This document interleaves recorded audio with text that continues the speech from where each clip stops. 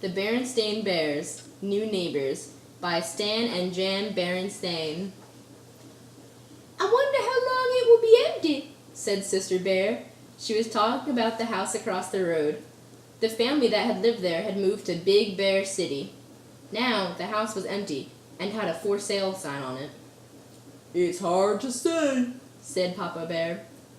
I don't think it will be empty very long, said Mama. It's a very nice house. I just hope whoever moves in has cubs, said Brother Bear. Especially girls, said Sister. Just then, Mrs. McBear, the real estate person, drove up and stopped in front of the empty house. She got out of her car and hammered a sold sign over the for sale sign. How about that, said Papa. Somebody bought it already. He called across the road. Say, Mrs. McBear, who'll be moving in? Hi, Bear family, she said. Can't talk right now. Too busy. Then she got in her car, waved, and drove away. Said Papa. That's not like Mrs. McBear. She usually has plenty to say. Maybe she doesn't know who'll be moving in, suggested Mama. Of course she knows, said Papa. Whoever it is, she sold them the house, didn't she? I suppose so, said Mama. But I don't know what difference it makes. It makes a lot of difference, said Papa. It's important who your neighbors are. I just hope whoever moves in has cubs, said Brother. Especially girls, said Sister. Over the next few days, the Bears went about their business. Papa worked in his wood shop. Mama had a lot of tulip bulbs she wanted to put in. Brother and Sister went to school in the morning and came home in the afternoon.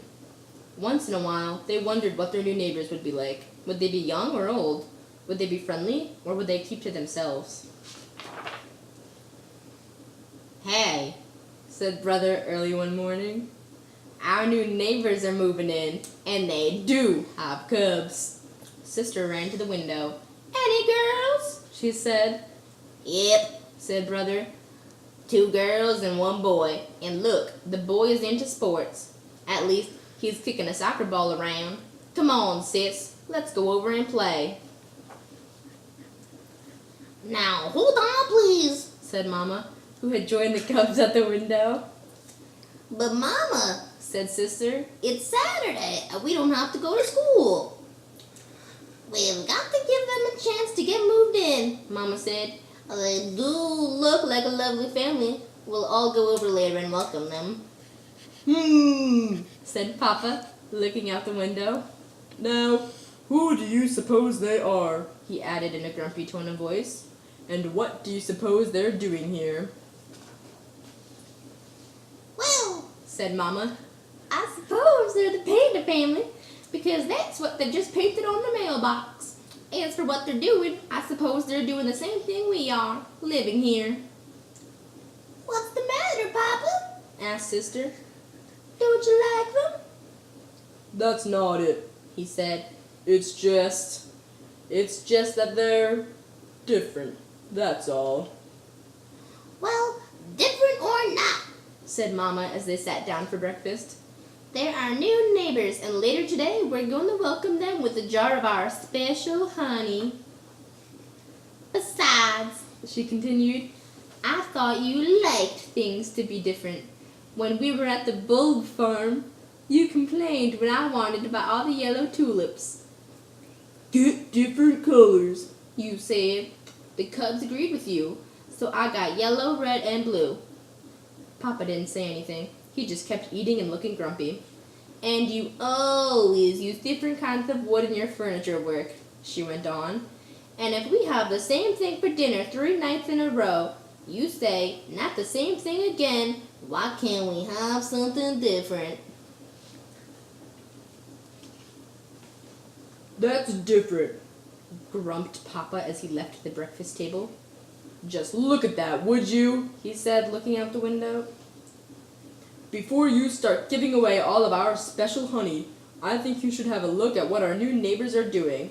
They've hardly even moved in, and they're building a fence. A spite fence.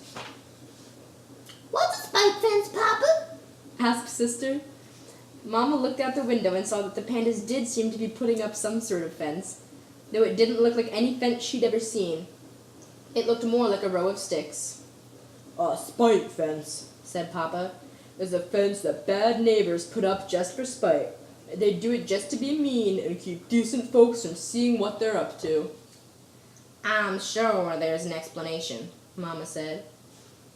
She was back in the kitchen, putting a big red bow on a jar of special honey. Humph, said Papa. I was saving that honey for a special occasion. New neighbors are a special occasion, she said. Hi, neighbors, said Brother. We're Brother and Sister Bear. He and Sister had decided not to wait for the family welcoming visit. We live in that big treehouse across the road. I'm Peter Panda, said the new cub. These are my sisters, Pam and Patty. The new cubs were very friendly, and pretty soon, one and all were busy talking about the things cubs talk about. It turned out that Peter Panda not only had a soccer ball, he was a soccer whiz, but he didn't know much about baseball or football. He agreed to show Brother some soccer moves if Brother would teach him about baseball and football. Sister, Pam, and Patty were already working up a sweat jumping rope.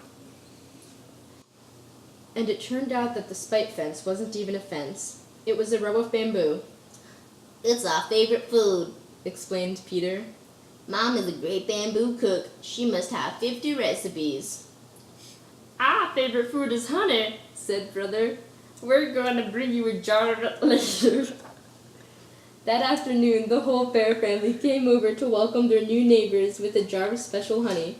The bears and the pandas had a very pleasant visit. Even Papa had a good time. He found Mr. Panda, who had traveled all over the world, to be a very interesting fellow, and he especially enjoyed the chilled bamboo juice that Mr. Panda served. Mama arranged a neighborhood welcome at the community center for the next weekend. It was a covered dish supper, and Mrs. Panda's barbecued bamboo shoots were the hit of the evening.